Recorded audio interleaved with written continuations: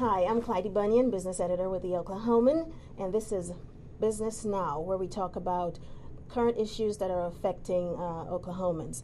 With me today is James Farris of James Farris and Associates, and we're going to talk a little bit about the job market. Welcome, Jim. Thank you. Good to be here. I'll call you Jim. You're talking to people every day who are looking for jobs. Can you tell me a little bit about what you're seeing out there? The biggest thing I'm seeing right now is I think, sort of a reflection on what people are hearing economy-wise. People are worried that there aren't going to be any good jobs, that the hiring is going to freeze up and those kind of things, when what I see in reality is, at least in Oklahoma, particularly Oklahoma City, that's not the case. Right. There's a huge amount of good hiring going on here. The last unemployment percentage numbers I saw, Oklahoma was running 3.4 or something like that, and national economy was almost twice that, if not more. In fact, I heard something on the radio this morning that, and I don't know if it was fear-mongering or what, but they were talking 12%, and I don't believe that. Projection. Yeah. And I just don't see that happening here. I think that our market is going to stay strong. The market sort of swings I see are things that have happened on the east and west coast that thank the good Lord people around here weren't dumb enough to buy $300,000 homes when they could only afford $100,000, and our banks weren't silly enough to lend the money. Yeah, because they learned from the past. Exactly, yeah. And I think that those are the things that are making people worry. It's just a lot of negativity in the news and those kind of things. And I was speaking with someone the other day. I'm glad the election's over, because elections always have one or both sides putting down the other side, which is all negativity. And so I fully expect that sometime first into second quarter that the whole economy is going to be turned around and people are going to be talking a lot more positive. So who's hiring out there? What industries or types of companies are hiring? In Oklahoma, it's basically everybody. I don't know of any market segment that's really taking a break right now. And in fact, what I try to get people to recognize that no matter what the economy is, good people that are aggressively attacking the job market are going to get good jobs. If you're sitting back waiting on a job to find you, you're going to have a long wait in this kind of marketplace and this kind of atmosphere.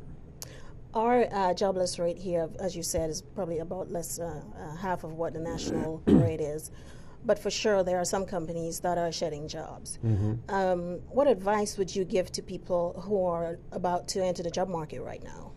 Well, it's according to how they're entering. I mean, if they've been, downsized, outplaced, whatever the buzzword you want to put on is, that's a different set of circumstances they're dealing with than people that are in a job trying to find another job. Right.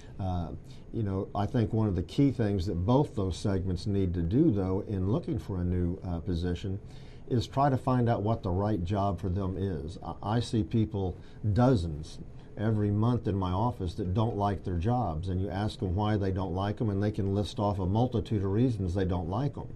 And then you ask, well, how long has it been that way? About 6 years. Well, you need to do something about it. Instead of just going for a ride, you need to get out and do something about it. So to me, spending a little introspective time figuring out who you are and what you would like to do, not what your wife, your husband, your kids, your in-laws, your outlaws would like you to do, what the right job for you is, figuring out if you've already got the tools to do it. If you do, great. If not, then how do I get the tools to do it? You need to be prepared in that you've got to have a great looking resume, you've got to know how to answer all the tough interview questions. All of those kind of things I think are key before you ever start attacking the job market, because once you get in front of somebody in an interview situation, it's too late to have done all those things. And you only get one shot at that first impression. What we try to do is get people prepared to attack and then to aggressively attack. What's the single biggest mistake you see job seekers making? Not looking for the right job for them. I mean, never having spent the time figuring out what it is I really want to do. And we know that's a moving target. It changes. Right. I mean, it changed for me. It probably changed for you when we first started our careers. But I think it's smart for people to figure out what they really want to do. Maybe spend some time figuring out what are my motivators. Is it money? If it's money, then I need to get a job that pays the most. If it's self-satisfaction, then I need to get a job where I can have that give and take, that sort of relationship. If it's a social thing to do or all the other things that pop up, that's important. And what I try to get people to think about once they're starting a job search is not just looking for a job, looking for a career. Mm-hmm. And there are benchmarks on that to me. I mean, when you start a job search, you need to have a goal.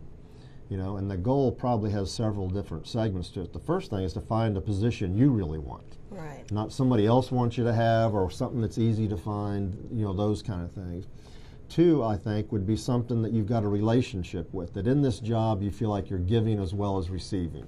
It's been proven over and over again that people who are in those sort of give and take relationships, particularly job-wise or relationship-wise or whatever, are much more healthy than people that are not. Mm-hmm. And a benchmark I like to try to get people to use when they're looking at new jobs is, does this look like a place I could retire? And if going in you can say, I can imagine myself doing this till I don't want to work anymore, you've probably made a good decision. On the other hand, if you're going in saying, this is where I'm just going to hang out till the right job comes along, you've just screwed yourself. Yeah. Because once you're in a job, it's hard to get out.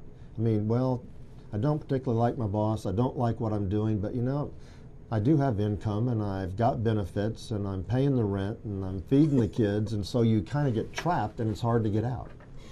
Are people still looking for jobs where they can retire at? I mean, because you see people now going job hopping, and I wonder anymore if is it not cool anymore to look for a job and be there for 20, 30 years? Well, I mean, the rules have changed. I mean, obviously, when I say you need to, one of the benchmarks needs to be a position you can retire at.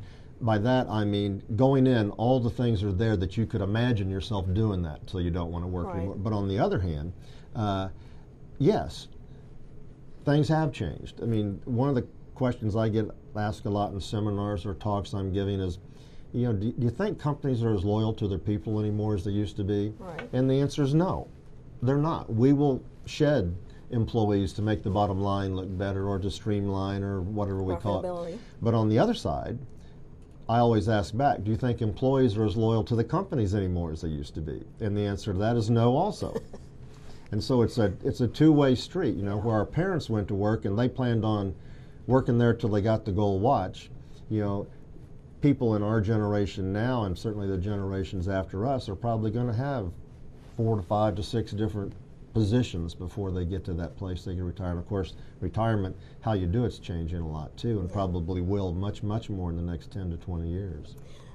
In investment circles, when you're looking at the stock market, you're advised or told that a good thing to invest in would be stocks, companies of stocks that of things you use, things that you must use.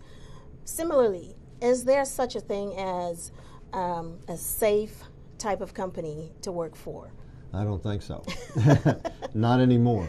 I mean, the ones that are more safe are the ones that are going to be dealing with probably the boomer generation, and that probably means home health care, it probably means hospitals, it means maybe some sort of investment advisory services that are going to be dealing with all these people when they start retiring and those kind of things. Certainly the shakeup that the market's taken lately is affecting them pretty drastically. Mm-hmm. Their retirements, at least at the snapshot they've got right now on paper, has gone down 20 to 40%. If they can afford to hang on long enough, I'm certain it'll be back even higher, but they're worried about how long that's going to last right now, and I think it's probably going to affect some decisions that get made on the kind of things that we just talked about. Jim, as companies continue to try to get more lean, to make sure that their operations is profitable, do you see internships being approached differently? Or are there going to be more internships, say, from starting next year? And are they going to be longer internships versus your typical summer internships and paid internships? That's a good question right now. If companies are smart, they will have more internships. And that's a great way for a company to have a potential employee and to find out how they really work, how they fit in, what their chemistry is like, and those kind of things. And so I would expect there to be more of those. There'll probably be more unpaid ones than paid. one of the other things that I hope doesn't happen, but could in this sort of financial environment or worries that we've got right now, is I'm afraid that many companies will start doing away with their training programs, their management training programs, and not bringing in as many new college graduates as they have in the past and fill that pipeline, which to me would be a detriment, but down the road it'll be a boom to my company because if they aren't bringing people in to fill the pipeline now, as you have retirements, then that means they've got to go outside to bring in more people, which enhances search business. Yeah. And you can see that now. There's a banking segment where, 4, 5, 6 years ago, banks stopped bringing young people into their training programs, which should have been coming along. Now banks are doing pretty well, and they need people with that 4 to 6 year work experience under the belt, and there aren't any out there. So someone that maybe they could have paid X amount of dollars for if they had brought them up and trained them along, now you're having to go outside and pay X plus something to attract those people. I guess we should have said earlier that James Farris and Associates is a company that assists in job switches and training people to re-enter the workforce. Yeah, we do 3 things primarily: search, the outplacement, the downsizing side, and then just consulting and human resources. Okay. What are 3 things that people should know as they go back into the workforce? As they go back in, well, I think some of the things we just talked about. Right. Try to find a job you really want, something that makes sense. Another thing I try to get people to do is try to figure out what that dream job might be. Some people, if they're going back in, can go there right now. There's another group of people that can't, but if you know what the target is of that dream job, maybe you can take another job now while you get the training under your belt in order to accomplish that goal. Right. And the third thing is, some of us won't do that. But I think it can be an identity outside of work if you figure out what that goal is. Right. Maybe you're not going to be a photographer for National Geographic, but that might be a place that you can put good positive energy that makes you feel good about who you are and what you are while you're here working for Opubco. Okay. And lastly, the holidays are here. Typically, this is a time where people make some extra bucks, with some retail job, a seasonal job. Is it too late to get one of those jobs in Oklahoma? I don't know that I know the answer to that right now, because I'm afraid that some of our retail companies are starting to look at what they're anticipating some of the national trends to be, so they may not be staffing up like they would have traditionally. But my philosophy is you never know unless you ask. Yeah. And I would rather know the answer than just think I know what the answer is. But the holidays is another good thing to bring up. Traditionally, the closer you get to Thanksgiving, hiring starts tapering off. Thanksgiving through New Year's isn't the best hiring time of the year because everybody's trying to make that last quarter look as good as they possibly can. They're trying to get next year's budgets approved and all those sort of things. So there's still good hiring going on, but it isn't like it is normally. Right. But it is the best time of the year for networking, for meeting people. There's more parties, there's more get-togethers. So I would say if someone is either looking for a job because they have to, or they're employed somewhere and want to start exploring some other things, this is the best time of the year to make sure that you've got your resume looking good and that you're ready to talk to people, because you can meet people now that you'll have a really hard time getting in front of come January. But mid-January is when hiring will take off again. So if people are thinking along those lines, this is the preparation time right now. So basically, pull out that black dress and that sport coat and hit those parties. Go to those parties you don't want to go to. Jim, thanks for coming in. I appreciate thank you. I always enjoy being with you all. This is Business Now.